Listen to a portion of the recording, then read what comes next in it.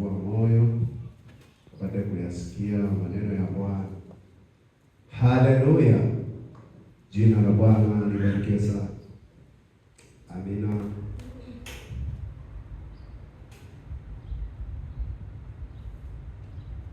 Naweza ukaandika somo la leo, kamuombe Bwana. Baba, asante Mungu uliye hai, wewe Mungu uliyetukuka. Uinuliwe Bwana, usifiwe Bwana, wewe uliye hai. Ninakubariki Bwana, neno hili Bwana, nikaseme Bwana sawa sawa na mapenzi yako, nikaseme sawa sawa Bwana na neno lako Bwana. Mungu wangu uliye hai, ukatujenge Bwana, ukakae ndani ya kinywa changu ili Bwana Baba watu wako wakayapokee maneno haya. Nami ninafungua fahamu zao, nafungua maarifa, nafungua Bwana ile maarifa yaliyofungwa kwa mamlaka ya jina la Yesu Kristo wa Nazareti. Kinachotoka mahali hapa hakika wakakipokee kwa jina la Yesu Kristo wa Nazareti. Na kuomba na kuamini, amen. Amina. Haleluya, jina la Bwana libarikiwe sana. Amina. Basi kichwa cha somo unaweza kuandika. Napenda twende pamoja, au unaandika. Kwa unaandika inakuwa ni vizuri sana, kwa ni vizuri mno. Hata baadaye unakuta unajikumbusha. Haleluya. Amina. Utukufu kwa Bwana, yeye aliye hai milele na milele. Amina. Somo la leo ni faida ya kumtumikia Mungu. Faida ya kumtumikia Mungu. Haleluya. Faida ya kumtumikia Mungu.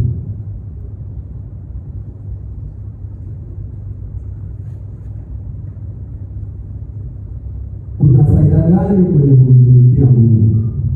Kuna faida gani kwenye kumtumikia Mungu? Unaweza ukajiuliza hilo swali.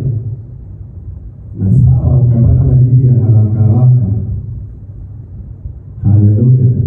Lakini unaweza ukajiuliza, ninapata faida gani mbele za Bwana? Au ninapata faida gani? Kwa sababu unakuta kuna wengine maisha tunayoishi na wengine wanaishi. Unaona? Kwa hiyo unakuta maisha yale ya kwetu sisi, ya watu waliokoka au ya watu waliokubali Yesu, unakuta na wengine wanayo maisha kama yale. Sasa jiulize, kuna faida gani kwenye kumtumikia Bwana? Kama maisha ambayo tunayaishi haya maisha, na wale wenzetu nao wanayaishi hayo. Kama chakula tunachokula na wao wanakila kile chakula. Kama fedha tunazotafuta tunapata, na wao wanatafuta fedha vile wanapata. Kama uzima ambao Bwana ametupa, na pia wao wana uzima. Jina la Bwana libarikiwe sana. Sasa kuna faida gani? Jina la Bwana libarikiwe. Unaweza ukajibu haraka pasipo kufikiria. Ukajibu haraka ukasema kwamba labda ukajibu tu unavyojua. Lakini kuna namna ya kukaa chini na kufikiria. Kwamba kuna faida gani kwenye kumtumikia Mungu. Haya yote ambayo ninayasema, wapo waliyafikiria mwanzo. Mitume na manabii wa zamani, Agano Jipya na la Kale, waliyafikiria yote. Haleluya, jina la Bwana libarikiwe sana. Haleluya.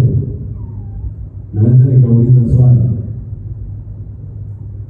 Karibu Plaza Mose, kuna faida gani kwenye kumtumikia Mungu?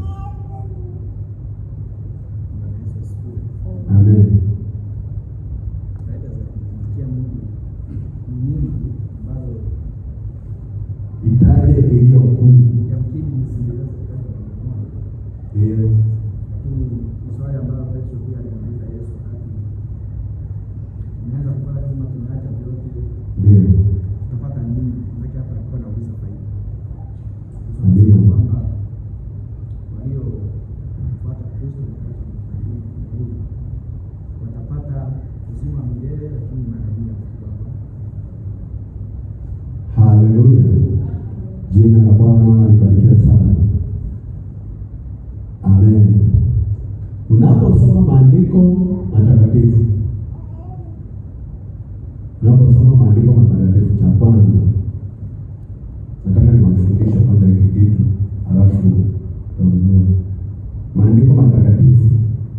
lile jambo ambalo unalisoma pale, hakikisha umeligeuza limekuwa la kwako. Si unanielewa? Yaani ukiwa unasoma, kwa mfano Yesu alipojaribiwa na roho, unalichukua yale maneno ya Yesu kana kwamba ni wewe ambaye unajaribiwa na shetani. Sijui unanielewa hapo? Yaani unachukua yale maneno, unageuza wewe ndo unaambiwa na Ibilisi, niabudu mimi nitakupa yote. Kwa hiyo inabidi neno ulichukue liwe la kwako. Haleluya! Sio tu yale maagizo ambayo Bwana aliagiza, yamkini aliagiza akasema kwamba usizini, usiue. Sio tu hayo, yapo na mengine ambayo watumishi wa Mungu waliyapitia. Yapo mengine ambayo watumishi wa Mungu waliyapitia. Kuna changamoto zinatukuta, kuna changamoto tunapita. Kwa hiyo tukipita kwenye zile changamoto, unakuta changamoto ile ilimkuta mtu fulani nyuma. Kwa hiyo sasa, unaposoma neno, lichukue lile neno kama ni wewe ambao yaani kama ni wewe ambao umepita katika lile jambo. Jina la Bwana libarikiwe sana.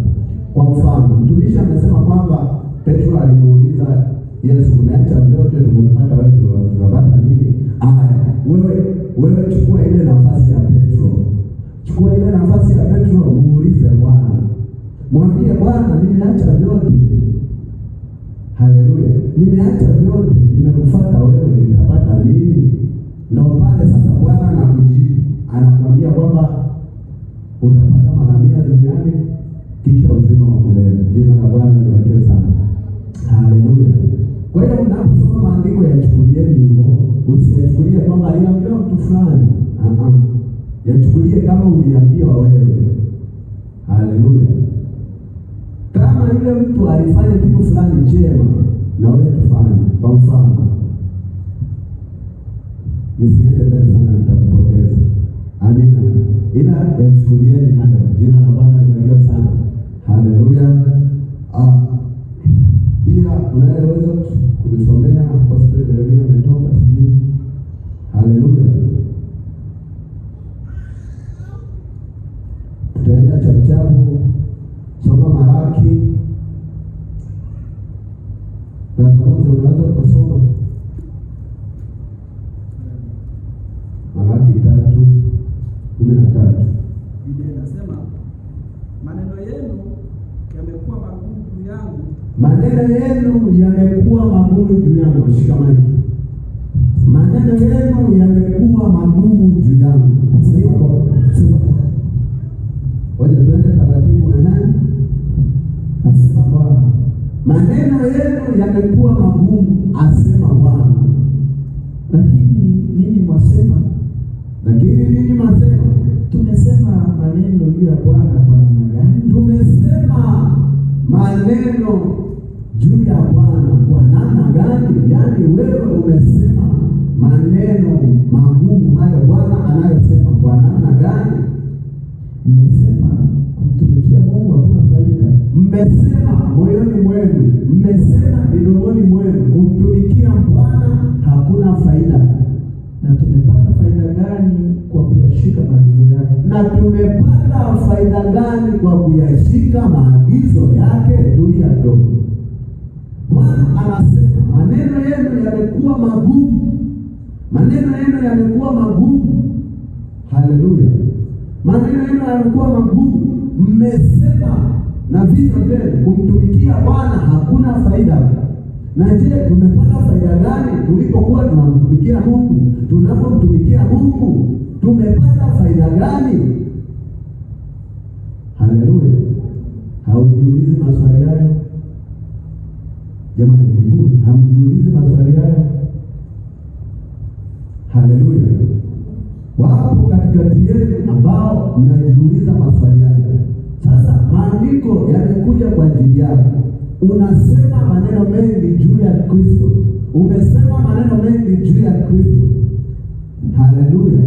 Umesema ya kuwa umesema ya kuwa hatujapata faida yoyote kwenye kumtumikia Mungu, na ndiyo maana somo linasema kwamba faida za kumtumikia Mungu.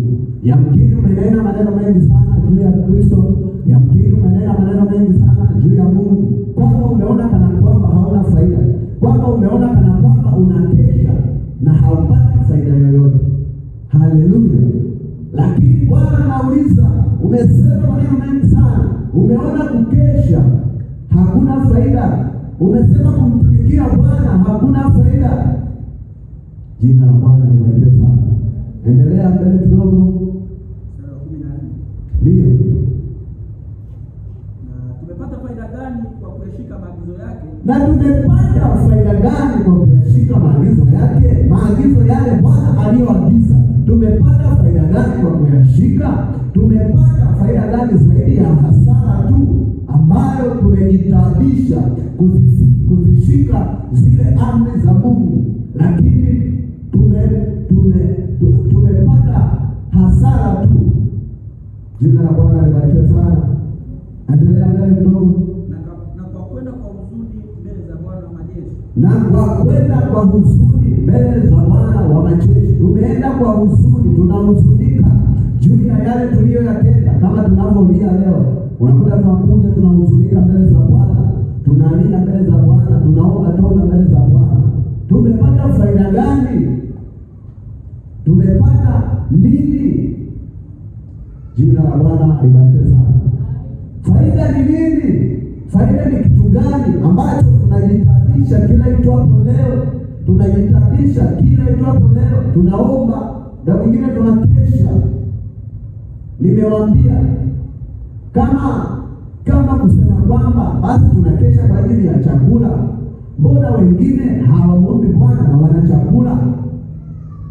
Kama tunakesha kwa ajili ya masomo yetu, mbona wengine hawaombi Bwana lakini na wanasoma? Umegundua hicho kitu? Kwa hiyo tunakuja kugundua kwamba kuna faida gani, na ndio maana hawa walipofikiria wakafikiria moyoni mwao, wakasema tumepata faida gani kwenye kumtumikia Mungu? Haleluya! Jina la Bwana libarikiwe sana. Kwa hiyo unaweza ukajiuliza maswali mengi. Unaweza ukajiuliza tutapata nini? Tutapata faida gani? Kwa sababu yale ambayo maisha ninayoyaishi, hata wengine wanaishi, kama ufahamu wa kufikiria ninao kama wengine wanapofikiria, lakini tunapata nini? Apostol, unaweza ukaendelea hapo, anaenda kwenye maiki. Taendelea mstari wa 15. Ndio. Sasa twasema ya kwamba wenye kiburi ndio walio heri. Wenye kiburi ndio walio heri. Na watendao uovu ndio watengwao. Na watendao uovu ndio wanaojengwa. Na wamjaribu Mungu ndio waponywao. Na wanaomjaribu Mungu ndio wanaoponywa. Haleluya. Na tumesema moyoni mwetu ya kuwa wale ambao walioko nje ndio wanaojengwa, wale walioko nje ndio wanaopata faida, lakini sisi hatujapata faida. Tumezungumza moyoni mwetu kwamba kuna namna hiyo. Umesema wewe moyoni mwako ya kuwa kumtumikia Bwana hakuna faida. Umepata faida gani toka ulipookoka mpaka leo? Unaweza ukajiuliza, nimepata faida gani? Ukajifikiria, ukawaza moyoni mwako, ukawaona wale ambao wapo nje. Haleluya, jina la Bwana libarikiwe sana. Kuna mtu alikuwa ananiambia, nikiwaona wale walioko nje, ninawaona wao wana maisha mazuri, wao wanatembea, wana furaha, wanajengwa. Haleluya. Unaweza ukawaona hivyo ukawaza, nimepata faida gani kwenye kumtumikia Bwana? Nimepata faida gani kwenye kumtumikia Mungu? Unaweza ukawaza mambo yote haya. Haleluya, jina la Bwana libarikiwe sana. Kwa hiyo unaweza ukawaza ya kuwa yule aliyoko nje ya zizi, ndo ana faida, anapata faida, ameachiliwa huru, anafanya kila kitu anachokitaka, anatenda yale kile kitu ambacho anakitaka. Unaweza ukafikiria na ukajiuliza, je, nimepata faida gani kwenye kumtumikia Bwana? Endelea mstari wa 16. Ndio ipo wale wenye haki, ipo wale waliomcha Bwana waliposemezana wao kwa wao. Ndio naye Bwana akasikiliza, akasikia, naye Bwana akayasikia maneno hayo, na kitabu cha ukumbusho kikaandikwa mbele zake, na kitabu cha ukumbusho kikaandikwa mbele zake, na kitabu cha ukumbusho kikaandikwa mbele zake, na kitabu cha ukumbusho kikaandikwa mbele zake, kwa ajili ya hao waliomcha Bwana, kwa ajili ya hao waliomcha Bwana na kulitafakari jina lake, na kulitafakari jina lake. Mstari wa 17, kwa makini simama. Bwana ameyasikia maneno yako. Bwana ameyatazama. Moyoni mwako unawaza kitu gani? Umesema kumtumikia Bwana hakuna faida. Umesema kwamba nimepata faida gani kumtumikia Bwana? Lakini Bwana yeye anayetazama yale yaliyo sirini ameyasikia. Leo Bwana anakujibu, anakuambia kwamba Bwana anasema kwamba Bwana aliyasikiliza yale maneno yao. Wenye haki wamchao Bwana, amchaye Bwana ni wewe. Yamkini umejiuliza katikati yetu, umejiuliza kwamba kumtumikia Mungu tapata faida gani? Bwana akayasikia yale maneno ambayo unayazungumza. Yamkini ukikaa chini ukifikiria, nimeacha kila kitu, nitapata nini? Haleluya, jina la Bwana libarikiwe sana. Lakini Bwana anasema kwamba ndipo kitabu cha ukumbusho kikaandikwa. Hebu rudia hapo. Nitarudia kitabu cha Malaki 3:16. Ndio ipo wale waliomcha Bwana waliposemezana wao kwa wao. Ndio naye Bwana akasikiliza, akasikia, na kitabu cha ukumbusho,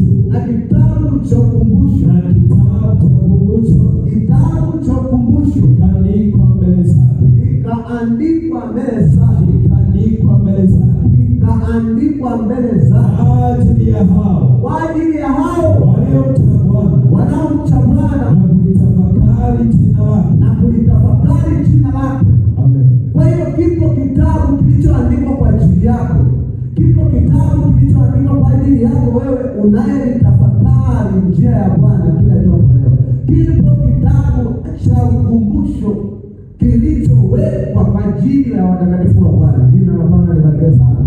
Ndiyo pale ambapo utakapopanda kwenye ile hukumu, kwenye ile siku ya hukumu, hicho kitabu ndipo kitakachofunuliwa. Hicho kitabu cha ukumbusho. Jina la Bwana libarikiwe sana. Haleluya. Hakitafunuliwa kitabu cha uzima tu. Haleluya. Vipo vitabu vitatu ambavyo vitafunuliwa. Kipo kitabu cha uzima kitafunuliwa. Kama jina lako halipo kwenye kitabu cha uzima, kipo kitabu cha hukumu kitafunuliwa. Haleluya. Kipo kitabu cha ukumbusho ambacho ndo hiki ambacho Bwana anasema kimeandikwa kwa ajili yako wewe, kimeandikwa kwa ajili ya watakatifu wa Bwana wanaoita jina la Bwana. Kwa hiyo unaweza ukasema, nimepata faida gani? Nimepata faida gani toka nilipoanza kumtumikia Bwana? Nimepata nini? Haleluya. Toka nilipoanza kumtumikia Bwana. Lakini Bwana anasema kwamba kitabu, ameandaa kitabu. Kile kitabu ni cha matendo. Ukumbusho manake ni matendo, yale matendo yaliyotokea mwanzo, yale matendo ambayo waliyafanya watakatifu wa Bwana.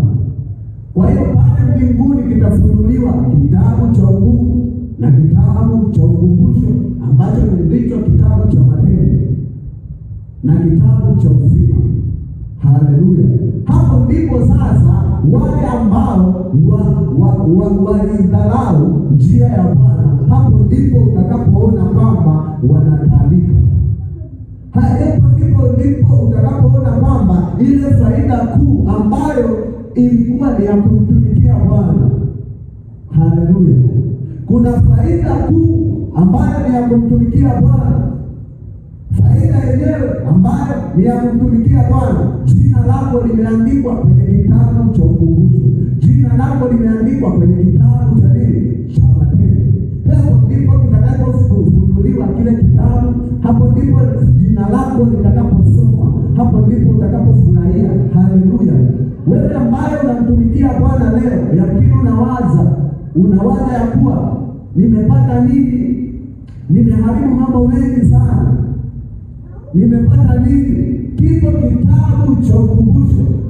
Jina la Bwana libarikiwe sana. Kipo kitabu cha matendo. Kama jina lako litakosa kwenye kile kitabu cha uzima, hapo ndipo utakuwa kwenye kitabu cha hukumu. Jina la Bwana libarikiwe sana. Haleluya! Kwa hiyo tunapomtumikia Bwana tunaandaa maisha yetu. Yamkini unapitia shida kama anazopitia ndugu yako, yamkini unapitia shida kama anazopitia rafiki yako, yamkini unapata fedha kama anazopata rafiki yako, yamkini haupati kile kitu ambacho anakipata mtu wa mataifa, lakini maandiko yanasisitiza, yanasema kwamba kipo kitabu cha matendo kwa ajili ya watakatifu na kitabu cha ukumbusho, na kitabu cha ukumbusho kikaandikwa mbele zake kwa ajili ya hao, kwa ajili yako waliomcha Bwana, unayemcha Bwana, kwa ajili yako wewe unayemcha Bwana, kitabu cha ukumbusho kimeandikwa. Haleluya! Unaweza ukawaza, ndio tunawaza maneno mengi sana sisi kama watumishi wa Bwana, tunawaza mambo mengi sana. Hata wale manabii wa zamani na mitume na manabii waliwaza nao, na ndio maana walikuwa wanamwambia Yesu, Yesu, kwa nini hivi na hivi na hivi? Kwa nini hivi na hivi na hivi? Yesu akawa na majibu, iko hivi na hivi na hivi. Kwa hiyo huko kuwaza, lakini umewaza, lakini leo Bwana anakuambia kwamba kipo kitabu cha ukumbusho yaliyoandikwa majina ya watakatifu, yaliyoandikwa majina ya wale wamchao Bwana. Hapo ndipo utakapofurahia ile siku ambayo utafika kwenye kitabu cha hukumu, pale ambapo jina lako litakaposomwa kwenye kile kitabu. Hapo ndipo utakapofurahia, hapo ndipo utakapoenda ile faida kuu,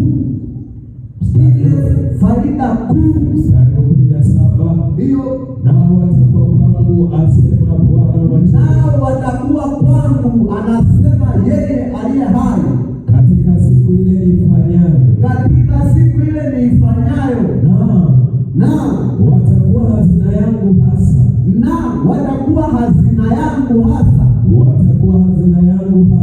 watakuwa hazina yangu. Sikiliza,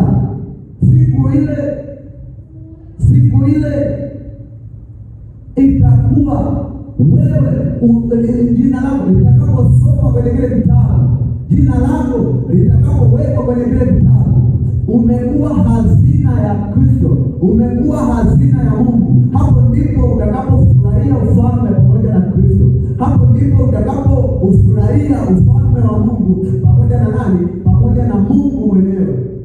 Kwa hiyo Bwana anatusisitiza, yamkini umewaza mawazo mengi sana, umefikiria mawazo ya kutosha, umesema kwamba kumtumikia Bwana hakuna faida, lakini Bwana anakuambia leo ipo faida iliyo kuu. Ipo faida iliyo kuu. Jina la Bwana libarikiwe sana. Amen. Haleluya. Amen. Kuna faida ambayo tumewekewa watakatifu wa Mungu. Soma hadi 18 au 18 imeshaisha tayari. Ndio. Endelea. Mstari wa 17, Ndio. nao watakuwa kwangu, asema Bwana wa majeshi. Nao watakuwa kwangu, asema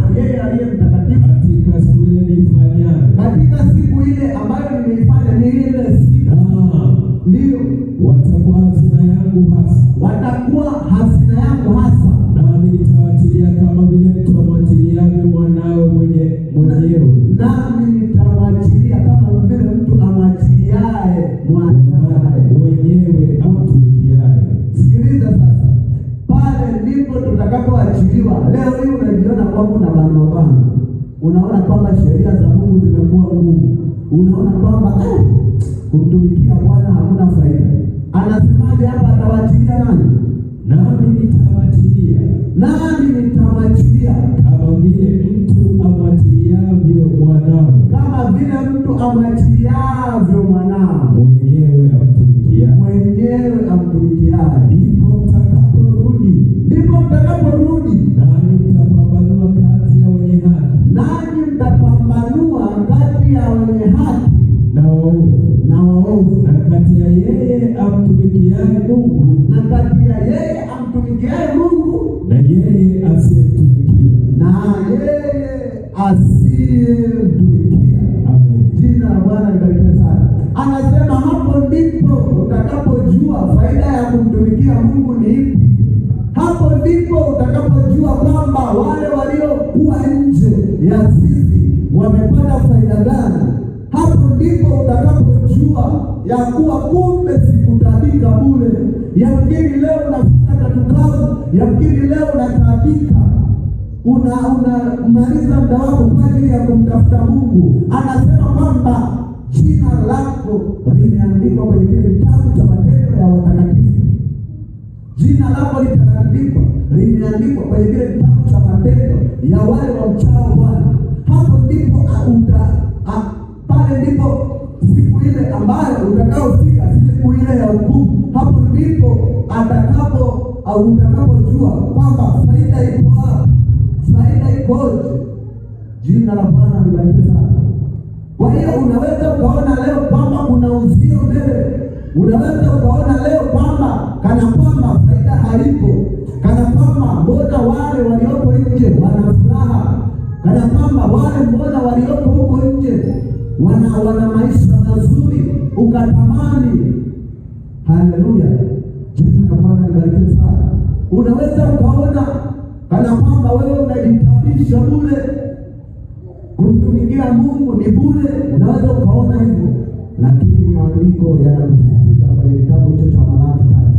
Haleluya, jina la Bwana libarikiwe sana. Hapo ndipo tutakapoachiliwa. Hawa wameachiliwa hapa duniani na mwovu, na ndio maana naona wanafanya tu vitu ambavyo havipendezi. Wameachiliwa na mwovu, wanatangatanga tu, wakienda huko wanarudi, wanafanya kile kitu ambacho wanakitaka. Lakini sisi yamkini leo hii haujaachiliwa, unajiona kama unabanwa. Yamkini unajiona kwamba hauwezi ukatoka ukaenda ukafanya kile kitu ambacho unakitaka. Leo hii wapo watu wanavaa wanavyotaka, lakini sisi, wewe ukitafakari sheria ya Mungu inavyosema, au ukitafakari maneno ya Mungu yanavyosema, unakuta unajisikia, unasema sheria ya Mungu inasema hivi na hivi. Yamkini unamwona yule ambaye hajajistiri, unaona kwamba kana kwamba yuko vizuri, kana kwamba anafurahi, kana kwamba ana enjoy. Lakini maandiko yanasema kwamba kuna siku moja, yamkini leo hii unakuwa na wasiwasi na kumwabudu Bwana, lakini ipo siku moja ambapo utakuja utapambanua, ndipo utakapojua, utajua ya kuwa kumbe kumtumikia Mungu kuna faida hii. Haleluya. Wengi wameona kwamba ni mambo magumu, wengi wameona kwamba ni mambo magumu, wengi wameona kwamba ni hakuna faida, lakini ile siku utajua. Yamkini sasa hivi tunatembea kwa imani, lakini ile siku tutazidishiwa. Na sio hilo tu, hapa duniani, mara 100 duniani tunayaona yanayotokea, tunayaona mambo mengi yanatokea. Unakuta tunaomba, nguvu za giza zinatawanyika, tunaomba vipofu wanapata kuona, tunaomba mambo mengi yanatendeka. Jina la Bwana libarikiwe sana. Haleluya, jina la Bwana libarikiwe sana. Kwa hiyo tutakapofika kwenye ule Tutakapofika kwenye ile siku, hapo ndipo utakapothibitishwa kwamba hakika hukutenda, hukupiga mbio bure. Nisomee kwenye kitabu cha Zaburi 71 kuanzia 73. Zaburi 73 kuanzia ule mstari wa kwanza. Kitabu cha Zaburi 73 mstari wa kwanza, neno la Bwana linasema, Ndiyo, hakika Mungu ni mwema kwa Israeli, hakika Mungu ni mwema kwa Israeli, kwa hao walio safi mioyo yao, kwa wale walio safi mioyo yao. nami miguu yangu ilikuwa karibu na kupotoka, Nami miguu yangu ilikuwa karibu na kupotoka, hatua zangu zilikuwa karibu na kuteleza, hatua zangu zilikuwa karibu na kuteleza. maana naliwaonea wivu wenye kujivuna, Maana niliwaonea wivu wenye kujivuna, nilipoiona hali yao ya amani ya wasio haki. nilipoona hali yao ya amani ya wasio haki. Maana hawana maumivu Maana hawana maumivu katika kufa kwao, katika kufa kwao, na mwili wao ndio una nguvu, na mwili wao una nguvu. na katika tabu ya watu hawamo. Ndio, simama kwanza. Huyu mtu anawaonea wivu wale watu ambao hawamchi Bwana. Alipowaona akawatazama, akawaonea wivu, akasema kwamba ninamwabudu Bwana bure. Akasema kwamba nimejitabisha bure kumtafuta Bwana. Haleluya! Unaweza ukasema kwamba nimejitabisha. Unaweza ukatamka yale maneno magumu ambayo Bwana alisema. Umesema maneno magumu, unaweza ukawaza, ukayaona macho ya wale yana furaha, ukaona wewe umeenda kwa huzuni mbele za Bwana, ukajiona wewe kana kwamba unajitabisha bure. Daudi aliyaona mambo haya akayaandika. Endelea uone anavyosema. Endelea mstari wa 5. Ndio, katika tabu ya watu hawamo, katika tabu ya watu hawamo, wala hawapati mapigo pamoja na wanadamu. ndio, Hivyo kiburi kimekuwa mkufu shingoni mwao, kiburi kimekuwa mkufu shingoni mwao, jeuri huwavika kama nguo, jeuri huwavika kama nguo. macho yao hutokeza kwa kunenepa, Macho yao yanatokeza kwa kunenepa, wameipita kadri ya mawazo ya mioyo yao. ndio, Hudhihaki hudhimbia mabaya, ndio, husimulia udhalimu kana kwamba wako juu. ndio, Wameweka kinywa chao mbinguni na ulimi wao tangatanga duniani. wameweka kinywa chao mbinguni na ulimi wao hutangatanga wapi? Duniani. Maana yake nini? Anayaorozesha yale mambo ambayo wameyapenda wale ambao walioko nje ya Bwana, anayaorozesha na akayaonea wivu. Kuona wivu maana yake unamuona kana kwamba kile kitu kingekuwa cha kwako. Kwa hiyo aliyaona yale maisha ambayo wanayapitia yale, akayaona kwamba wamevishwa kiburi kama nguo. Haleluya!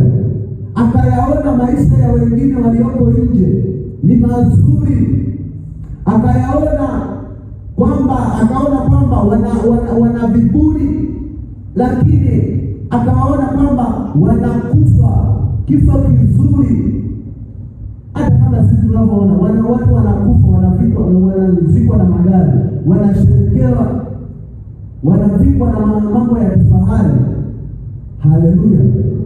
Akayaona yale mambo, alipoyaona akawaonea wivu. Maandiko yanasema nikaona wivu juu ya wale watu, nikaona wivu juu ya wale watu. Haleluya! Yamkini umeona wivu kwa ajili ya watu wasioamini. Yamkini umeona wivu kwa ajili ya watu wale ambao ni watu walioko nje ya Bwana. Jina la Bwana libarikiwe sana.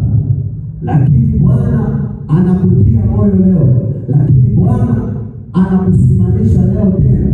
Haleluya. Haleluya, endelea mbele.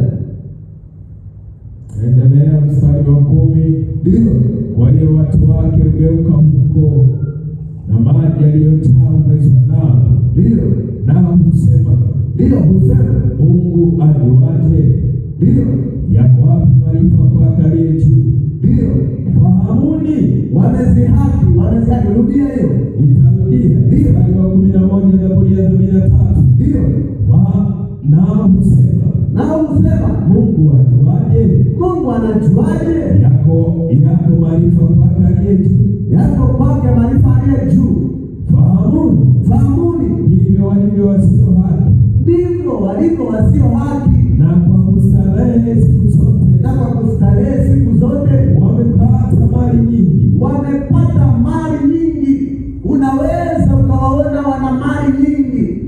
Huyu mtu aliyaona yote hayo ambayo unayatazama wewe, na yeye aliyaona. Haleluya, aliona ustarehe, wamestarehe na wana mali nyingi, wamepata mali nyingi. Haleluya, wana furaha, wananenepa macho yao, usoni kwao kunanenepa, miili yao inanenepa, wanavaa vizuri. Aliyaona mambo haya, aliyatazama mambo haya. Haleluya, jina la Bwana libarikiwe sana. Lakini tuendelee mbele kidogo, endelea mpaka mstari wa 19. Mstari wa 13. Ndio. Hakika nimejisafisha moyo wangu bure. Sikiliza sasa, hapo anasema kwamba alipoyaona hayo akasema, hakika nimejisafisha moyo wangu bure. Akajiona kwamba kule kujitabisha, kule kuhangaika, akasema kwamba nimejisafisha mimi moyo wangu bure. Mbona wale watu walioko nje, wale watu ambao wako nje ya Bwana wanatenda mambo mazuri zaidi na wana furaha? Akasema, hakika nimejisafisha moyo wangu bure. Ndio. Nimenawa mikono yangu kwa kutokukosa. Akikosa anaenda kujisafisha. Akasema kwamba nimejitakasa bure, nimekuja nimeomba rehema bure, nimekuja nimelia bure mbele za Bwana. Maana mchana kutwa nimepigwa na kuadhibiwa kila asubuhi. Kama ningalisema nitasikia kama hayo, ndio, kumbe ningaliwadanganya kizazi cha wana wako. Sikiliza sasa, ndio hapo anasemaje? Rudia. Kama ningalisema, ndio, nitasikia kama hayo. Kama ningalisema nisimulie kama hayo, kumbe ndio ningaliwadanganya kizazi cha wana wako. Angeliwadanganya kizazi cha wana wako. Maana yake angeufuata ule uovu, alafu akaja akawasimulia, akawaambia kwamba jamani, wale wajengwao ni wale walioko nje. Angekuja angesimulia kile kizazi, angeliwadanganya. Haleluya, endelea. Nami nalifikiri jinsi ya kufahamu hayo. Ikawa taabu machoni pangu. Hata nilipoingia katika patakatifu pa Mungu. Sikiliza sasa. Hata alipoingia patakatifu pa Bwana. Katika patakatifu pa Mungu. Ndio. Nikautafakari mwisho wao. Akautafakari mwisho wa wale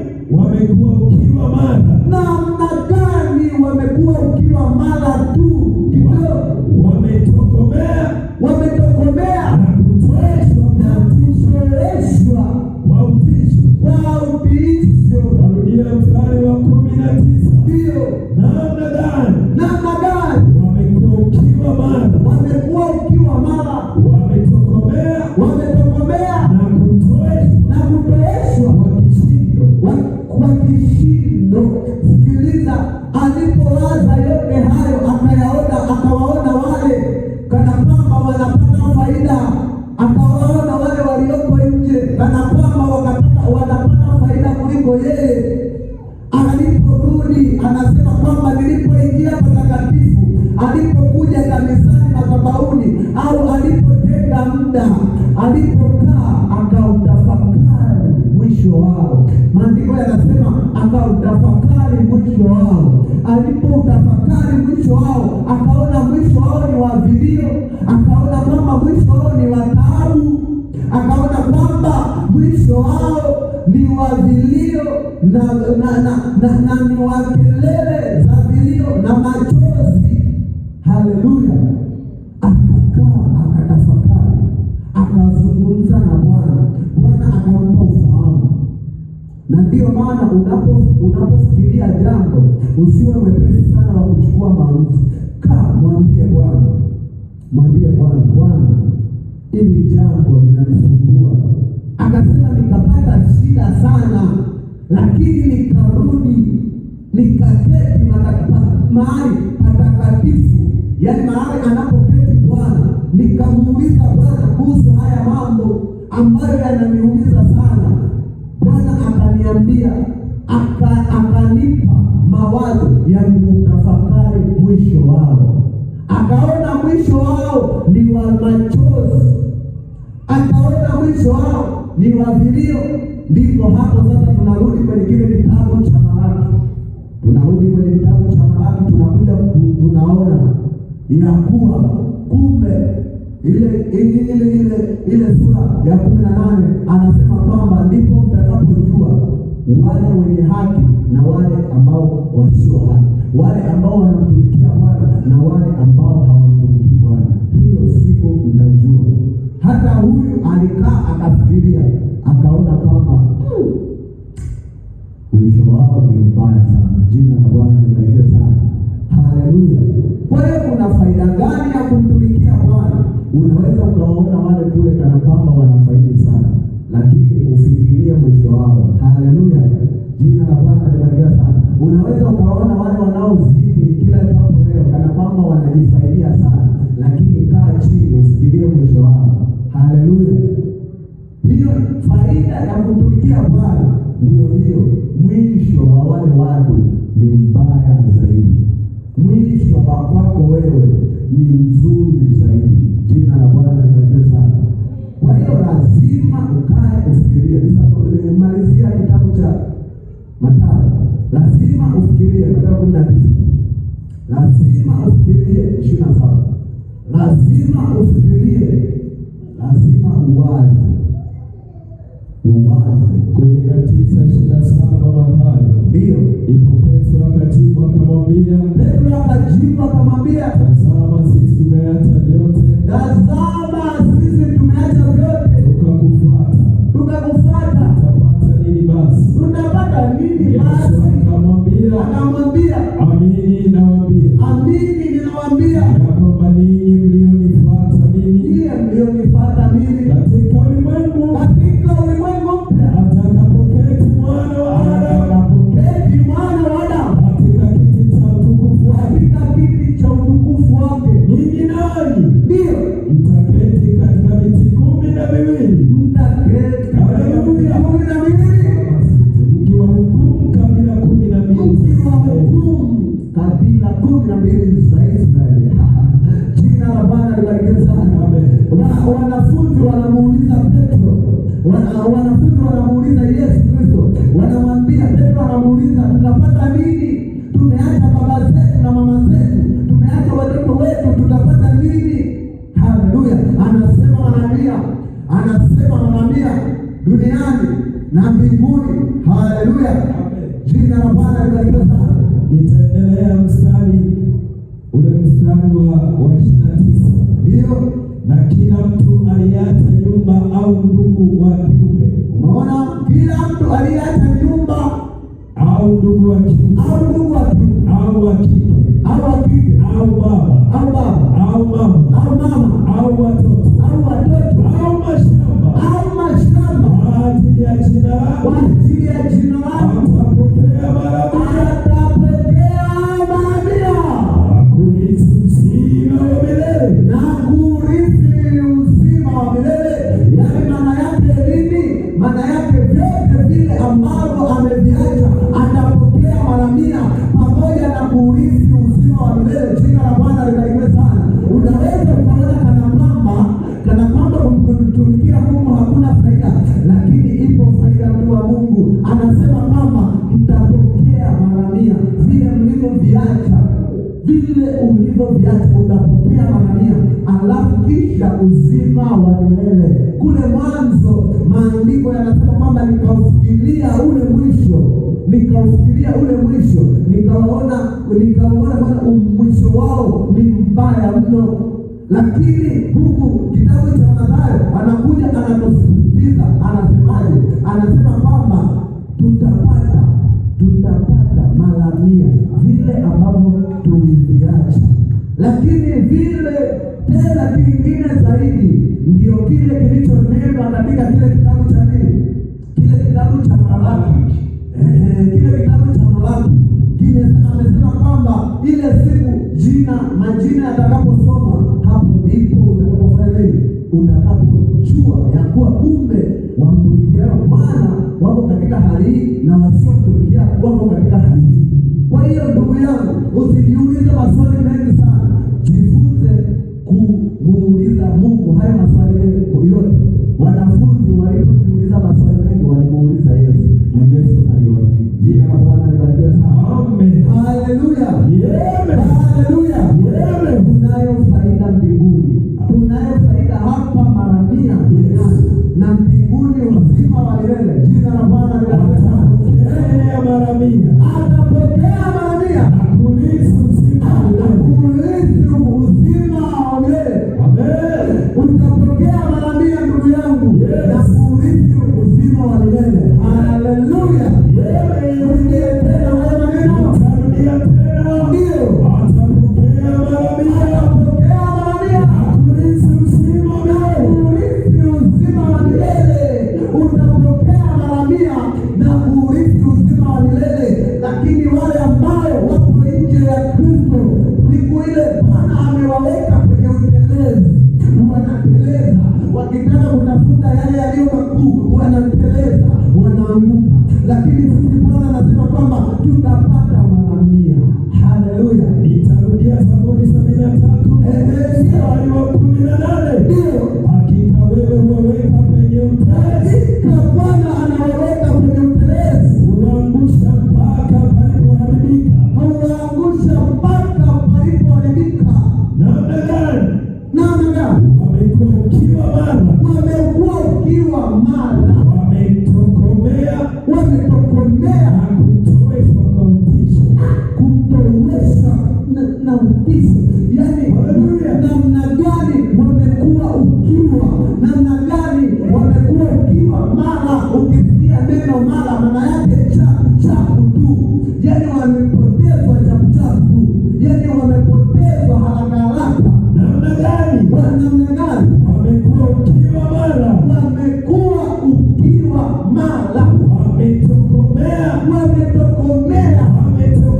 wametokomea na kutoweshwa utisho.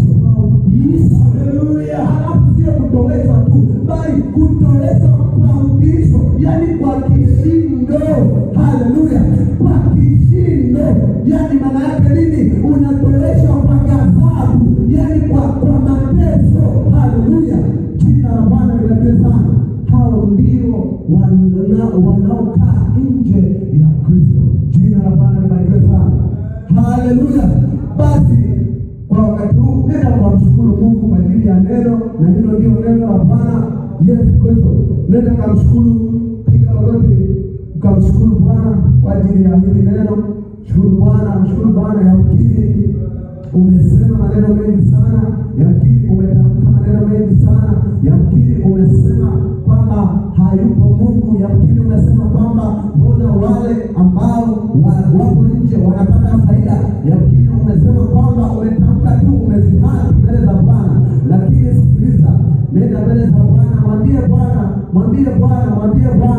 Mwambie Bwana, mwambie Bwana, mwambie Bwana, mwambie Bwana, nimesema maneno mengi sana.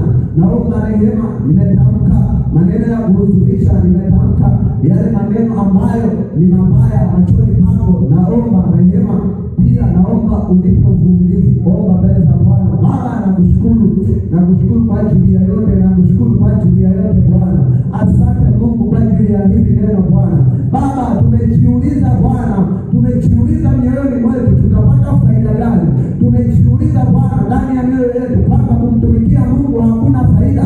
Tumezihaki Bwana maneno mengi Bwana juu ya kazi yako. Tunaomba Bwana utusaidie Bwana, wewe uliye hai. Likoya basekete andara barabara, likoya basekete. Wapo wengine wameniuliza, wapo wengi wameniuliza, hata ile asubuhi Bwana aliponiuliza apostol Bwana, aliponiuliza apostol Yeremia, akasema kwamba tutapata nini? Tutapata faida gani Bwana? Nawe Bwana uliandaa kwa ajili ya kumjibu. Nawe Bwana uliandaa neno hili kwa ajili ya kuwajibu wale waliojiuliza maswali mengi. Tunajua Bwana wewe unatuandalia yaliyo mema. Tunajua wewe Bwana unatuandalia yaliyo mema.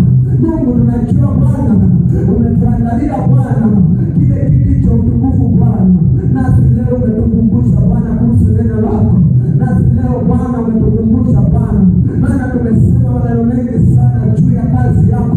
Tumetamka maneno mengi sana Bwana juu ya hii njia yako. Tumetamka maneno mengi sana Bwana. Tumeacha wazazi wetu Bwana, tumeenda Bwana, tumeacha wazazi wetu na ndugu zetu Bwana, tukaufikiria Bwana, tukaifikiria Bwana kazi yako, tukaona kana kwamba haifai, tukaona kana kwamba Bwana kumtumikia Mungu hakuna faida. Baba, tunaomba utupe uvumilivu Bwana. Baba, tunaomba utupe uvumilivu Bwana. Tusimame katika hili neno Bwana ulilotupa. Tusimame katika hili neno ulilotupa.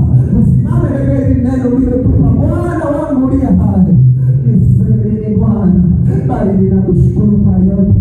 Ninakushukuru kwa yote Bwana wewe uliye hai. Ninakushukuru kwa yote Bwana wewe uliye hai. Baba, asante Mungu. Asante Bwana uliye hai. Katakase mioyo yetu na ndimi zetu Bwana zilizozimaki Bwana, katika jina la Yesu ndio wanaanza ndio hai. Asante Mungu wangu uliye hai. Asante Bwana wangu kwa ajili ya neno hili. Hili neno lililokuja kwa ajili ya watu wako. Hili neno lililokuja kwa ajili ya watu wako. Hili neno lililokuja kwa ajili ya watu wako. Asante Roho Mtakatifu.